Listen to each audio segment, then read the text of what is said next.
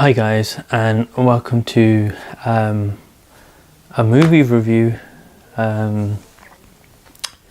So I have been watching movies this year as I would normally, but I've actually gone to the cinema more frequently.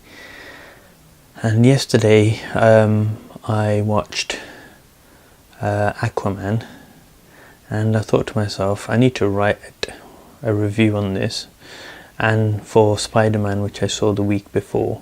But then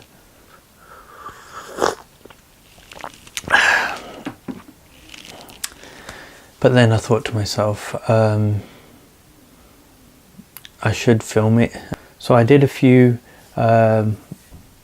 reviews on the Parity Check website. I think it was for the Happy Time Murders, Mission Impossible, and I can't remember the other movie.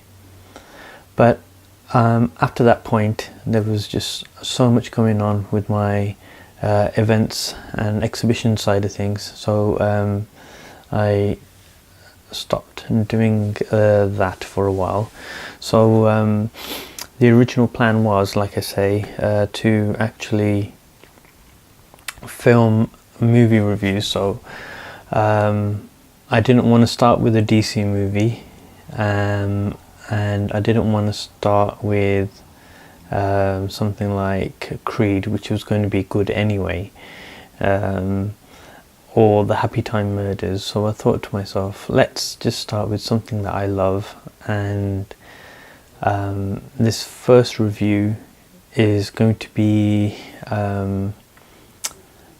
starting off with Spider-Man Into the Spider-Verse, and then it will go into Aquaman, as they are both comic book movies. Right, let's get into it. So Spider-Man Into the Spider-Verse, when I watched the trailer I thought, okay, this could be good, and I didn't really want to like it.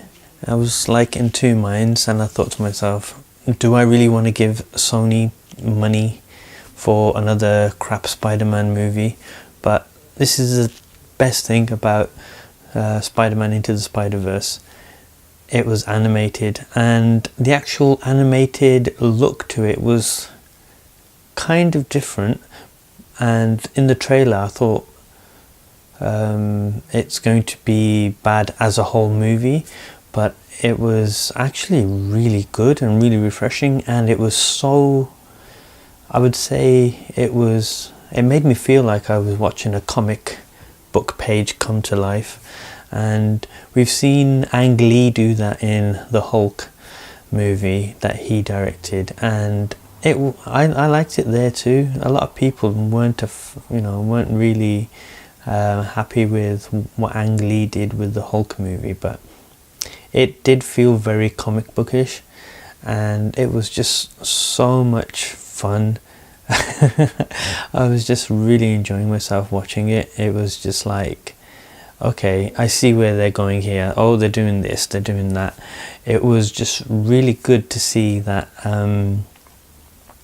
they kind of hinted that the first Spider-Man that we see in the movie, that he was Tobey Maguire's Spider-Man. Even though he had blonde hair, he was reflecting on his life. Now that could have been any Spider-Man. It could have happened to every single Spider-Man at some point, where he was doing the dodgy walk dance thing, or saving Mary Jane from Dr. Octopus throwing a car at him and stuff like that. So it was nice that they kind of merged everything together, and it was like we carried on from the Tobey Maguire Spider-Man, and it's all part of the same universe. And yeah, it made me feel really good about the movie. And one of the other things that was really good is the music choices were okay. They weren't all like amazing, but they fit the scene, and that's the best thing about like matching a song or music to an actual film, is that it fits the scene properly, and it did a good job, and it kept me interested the other thing was that there was a lot of Sony branding. There was less Sony branding in the Venom movie than there was in this movie. So I saw obviously the Sony headphones, and I would probably class that as like subliminal product placement. When you see Miles Morales turn his head, and you'll see the Sony sign on the headphones shimmering. Now they actually do that on some of them. Like, I've got 2 sets of Sony headphones, and they both have a very glossy kind of style to them. Actually, there's one that isn't very glossy. Let me just check. Okay, so these ones aren't the glossy ones, but you'll see when I turn. No? Okay. Don't think that's in focus properly. Interesting. Someone's been wearing these without my knowledge. Yeah, so the film's visuals were brilliant. The music was brilliant. The actual comedy is just really good. It's so family friendly and kid safe that it was, you know, joy to watch. But then you also had elements in there where you could, you know, there were some adultish jokes, and like, not only that, you had a really good story. So I'm not going to bore you with the story because it's kind of self-explanatory, or if you watch the trailer you would have seen it, and if you haven't watched the movie by now, go and watch it. Yeah, I really enjoyed it. It was really fun and interesting. They made a story out of the Spider-Verse. Now, the very first instance of Spider-Verse that I ever came into contact with is the Saturday morning Spider-Man, the animated series that did a storyline where we got to see all different types of Spider-Man or / Peter Parker, and they were really good. And well, that particular, I think it was a 2-parter. It was a really good 2-parter, and I thought it would be something similar to that, but having Peter Porker as Spider-Ham and, you know, Spider-Man Noir. Now, playing Spider-Man Dimensions, he was one of my favourites, and I wanted to see what they would do with him, and they actually did a really good job with all of the different spider people, shall we say. It was quite good. It was very interesting, and there was obviously some that I've never actually read any comics on. So Miles Morales, for one, I've never read any of them, but I've known about him. His backstory I've known little about, so this was quite good. What they did in the movie was introduce one Spider-Man, and then he would tell his little blurb of his story, and then when they'd come into contact with another one, he would say his story, and so on and so on and so on. And it was really fun, and it was just kind of cheeky, and I really liked the movie. I've said this so many times now, I can't say anything else. It's just it's one of those movies that you should go and watch, so go and watch it. So Aquaman.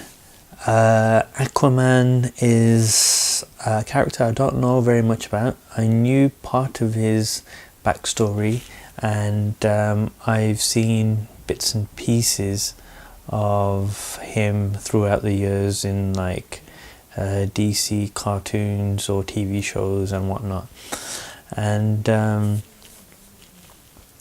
I wasn't really interested in the character. Having said that, in Marvel's universe, we've got the Submariner, or Namor, and he is a character that I've seen. I've watched the 60s cartoon, or 60s or 80s cartoon and he was quite good. I used to like that, but Aquaman I have less experience with, and I wasn't too sure what to make of the trailer. The trailer looked really, really good, and that's the only reason why I decided to go and watch it. But after watching Justice League, I wasn't too sure about him. Boy, was I surprised. It's not the best film in the world. It's not the best comic book movie, but it gets to the point where it does entertain me, and in that respect it's really good. The fight sequences were really good. I actually fell asleep for about, I don't know, 10, 15, 20 minutes just after they landed. Where did they go? Just before they went to the Sahara. I woke back up, and can't remember where I fell asleep though, unfortunately. But it was kind of dragging. It's quite a long movie, so I watched it up to the going to the Sahara bit, and then when they got the key or got the message, I went to the loo, and then I came back, and then I watched the rest of it, and I was glued after that point. I really liked how they did the origin story, and they just, sectioned it off, and it was just there, done. 20 minutes less, or maybe less than that. They got through that. It was clear, concise, and you got who the character was when he grew up, and where his dad, mum were coming from, and what have you. And it was really good. There was 2 villains in this story, but every time I saw William Dafoe on screen, I just kept thinking, Green Goblin, Green Goblin, Green Goblin, he's evil, don't trust him, don't trust him. But he was a good character. He was sort of like a mentor who was training Aquaman or Arthur as he was growing up. So the Atlanteans kept an eye on him, which wasn't really stated anywhere in the movie, but they were looking after him, or certain people that were loyal to his mum were looking after him, which was cool. I liked how some of that the royal political aspect of it was there. There was a bit of it. There was they established the universe pretty well, so they went to all the different underwater worlds, and just showed us bits of them, and that was really good. The monsters that we saw were really good. The drum playing octopus, it actually made me smile. I know a lot of people would probably be like, what, that's just taking me out of the movie. It's not very serious, but the thing is, Aquaman isn't trying to be serious himself. So Aquaman's making all these smart quips, like he's not taking it all seriously, and he doesn't want anything to do with being Aquaman or being the leader of, or the king of Atlantis, should I say. And I found that quite good. I found the whole dynamic of having, I can't remember her name now, Princess Mera as the love interest. And it was kind of confusing, because I thought to myself, hold on, she was in Justice League, and he knew her in Justice League, but here, it's like they started all over again. I'm not too sure, but the director, James Wan, did a really good job with this movie. It kind of felt like there was a hint of Thor Ragnarok in it, so it was very colourful. There was it was played mainly for comedy, and yeah, it was interesting. So this was a self-contained superhero movie. It did mention things to do with like the Justice League. I think his dad mentioned it or something. they have done enough to warrant more movies. I think they built the world really well for Aquaman, and I'm sure he'll get at least one or two other movies. And in the whole DCEU dynamic, I think they've got two good-ish movies now. I can't really remember the end of Wonder Woman, like the last half of the movie. I don't think it was very good. But yeah, it was. They've done a good enough job. The music was a little hit and miss for me, but there were some tunes that I really liked in it, and I liked the fact that when Aquaman came out to do his Aquamanness, they had a little theme for him playing every time, and that was quite funny. It kind of made me think, oh yeah, it's like James Bond with the, you know, with his fanfare, whatever it's called. The best thing about the movie, I think, was the character of Aquaman, or Jason Momoa's representation. He did such a good job. It was like he was just enjoying himself, just watching things unfold. The rest of the movie, it's got a lot of bad points to it, and you know, some things don't make sense, some things do, and it's just one of those things where you have to take the good with the bad. But overall, it's not a bad movie. Yeah, so Jason Momoa did a good job, and it looks like he's having so much fun being Aquaman, or being a superhero, and that's how I would think that I would act, if that makes sense, if I was playing a superhero in a superhero movie, just like how Tom Holland does it, just like how Robert Downey Jr. does it. I can't remember ever seeing Tobey Maguire play up to the fact that he is, you know, the best superhero in the world, in my opinion.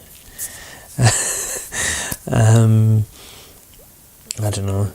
Anyway, I'm going to leave it there because I keep getting interrupted, and I think for the next few movie reviews, I'll be doing them in my new studio, which will be unveiled in January.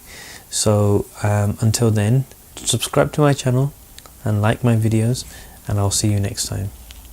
Thank you.